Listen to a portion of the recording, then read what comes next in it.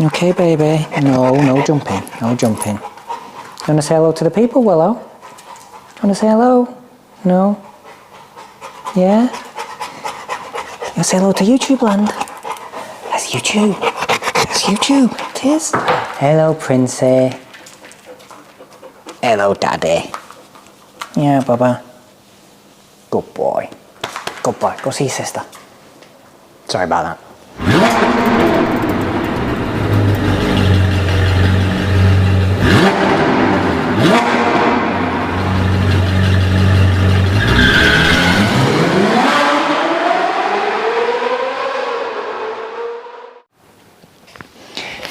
Big up YouTube Massive. I hope you have all enjoyed this unusually good weather that we've just had today, or sort of over this weekend. Maybe made the car shiny, got out and cleaned some stuff. Good on you if you did. Same but different today. No surprises. Dual stage enhancement, paint coatings, gone with Titan on this one. Different in that it's not going to be as long of a video, and it's going to be less on the what's, it's going to be less on the decision making and more on the, less on the what's, it's going to be less on the actual work, it's going to be more on the whys, so it's going to be more on the decision making process. If you have ever tried to machine polish a car with soft, sticky, sensitive paint, you'll know the pain that I've just gone through with this motor. So I wasn't going to record it, but I thought you would enjoy seeing the trials and tribulations that I went through, reveling in my pain and my sorrow, and watching real time the decisions that I have to make on the combinations that are used to get the results that we want. It isn't always plug and play. It's not always the best, the greatest hits, you know, the big hitters. They don't always work. I had to run through multiple different combinations to get something, a first stage that pulled out enough defects but finished in a manner that was good enough for the second stage to pull out. Sensitive finishes, like a lot of these Japanese cars, thin paint, very, very soft and sticky. Some Aston Martins, some Porsches, Land Rover Jaguar, definitely one. Some of their paints are horrible to polish. And if you really can't find that sweet spot, you can't sort of dial in that combination, it can be a bit of a nightmare in honesty. Very dusty, like very dirty work if you don't hit on that right sort of combination. And I've managed to document the differences in the results of the combination, so you can sort of see things getting worse, getting better, getting worse, getting better, till we figure out what we want, and then progressing around the vehicle. You know that I much prefer a proper dedicated finishing polish to a primer polish, but in cases like this, primer polishes really pull you out of the mire, and it did for me.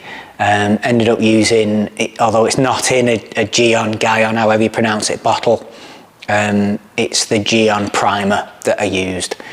Uber glossy, uber slick, it works really well. I find it super reliable.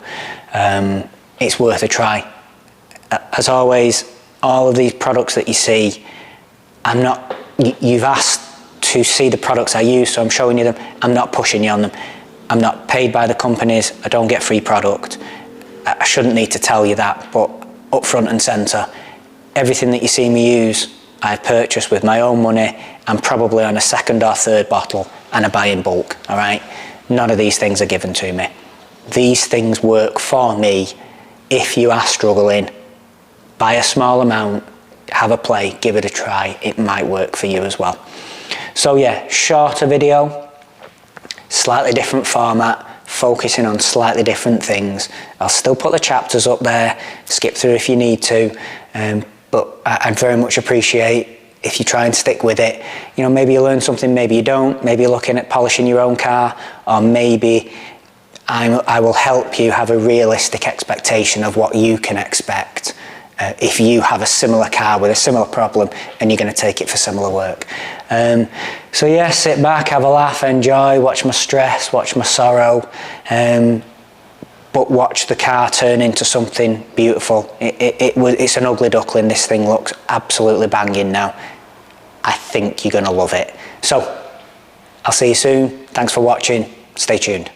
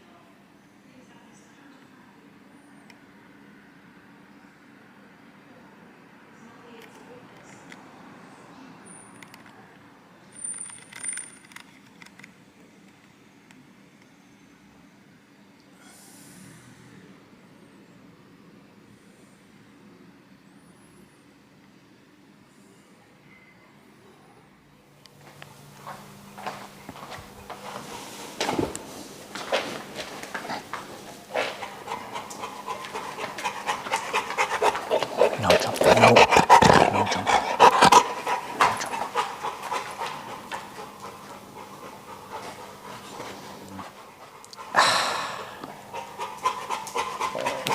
Okay, baby. No jumping. No jumping. You want to say hello to the people, Willow? You want to say hello?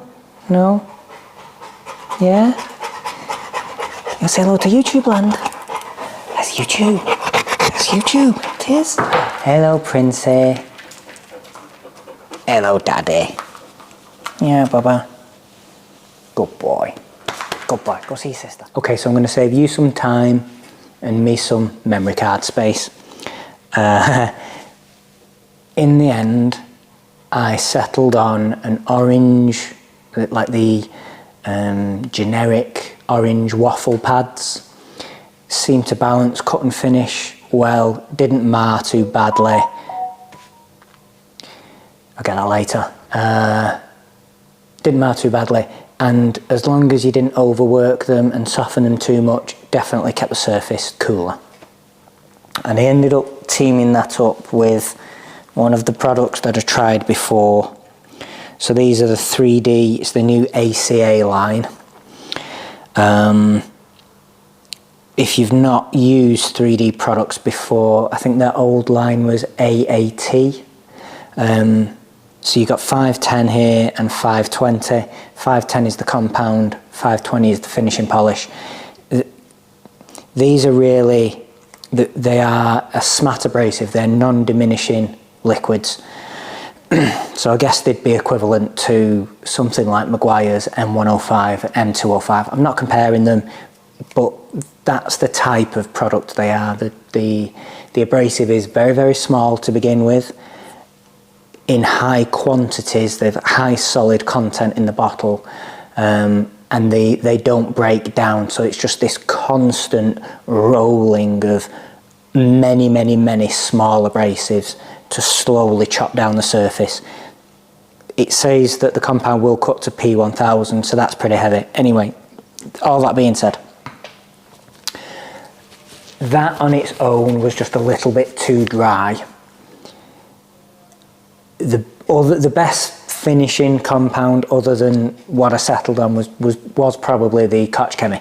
Anyway, what I settled on was a couple of blobs of the compound and then one blob of the finishing polish. It might sound a little strange to do it that way. The lubricants in this liquid, it's probably the best lubricated finishing polish I've ever used, bordering on greasy. I think if you were just polishing it off with a microfiber cloth you might struggle, but because I use the rinseless washes to remove it, it's a doddle for me. I would imagine other people perhaps have had problems depending on how much they use and so on, but for me, super easy clean up. But the lubricant, it is so, you cannot overwork it, it's unbelievable, and just a blob of that lubricated this so well. I was getting the cut and the finish that I wanted, you'll see on the videos, and that just meant that following it up with a primer polish became a reality. So perfect, bish bash bosh, perfect. So 2 blobs of the compound, 1 blob of the finishing polish. I can't remember what I paid for them. They weren't cheap, they're not, I wouldn't call them expensive, but they're definitely not cheap. Don't use a great deal, don't need a great deal. And they pulled me out of the poop.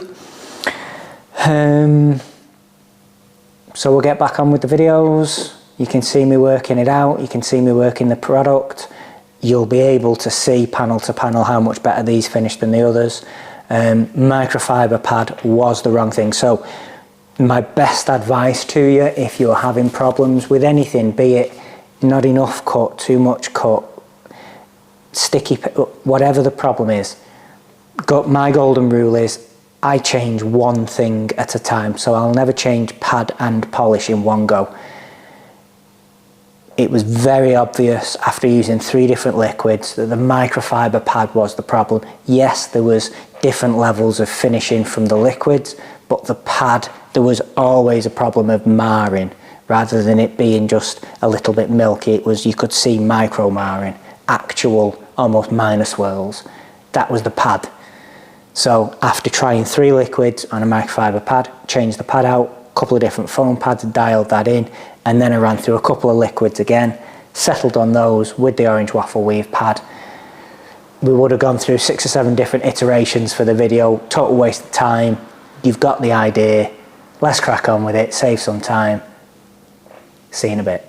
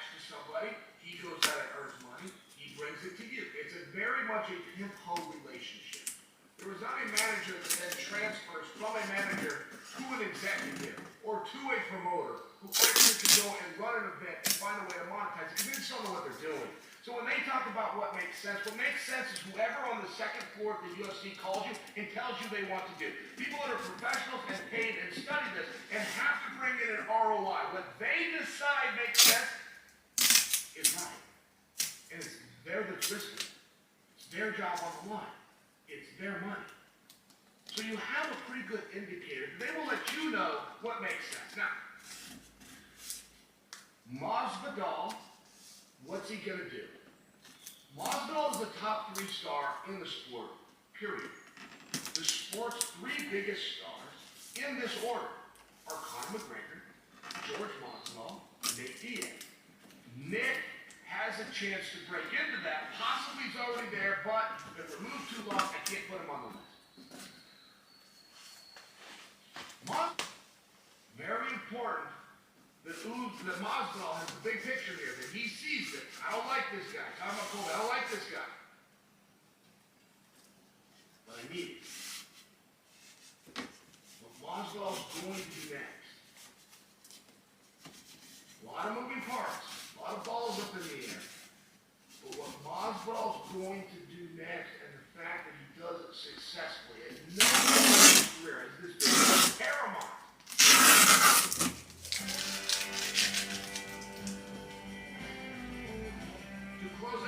Show, there's a big fight going down in the middleweight division tomorrow, and because it's a Friday tradition, allow me to tell you how I think it will go down. Darren Till versus Derek Brunson. You would be stunned how many Darren Till fans, and if I'm being fair, it's less than 30. With the expression, countless fans have reached out to me and begged me to not put the curse on Darren Till. The curse of having old Chill believe in you. I'm taking Brunson. I'm giving the Till fans what they want. I'm putting the curse on Brunson. It comes with a lot, though.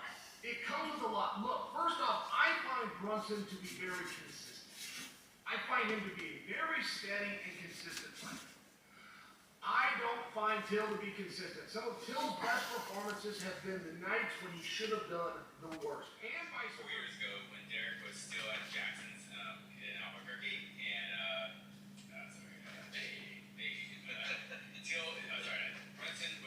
Brunson was still training in Albuquerque. Man, I see him train.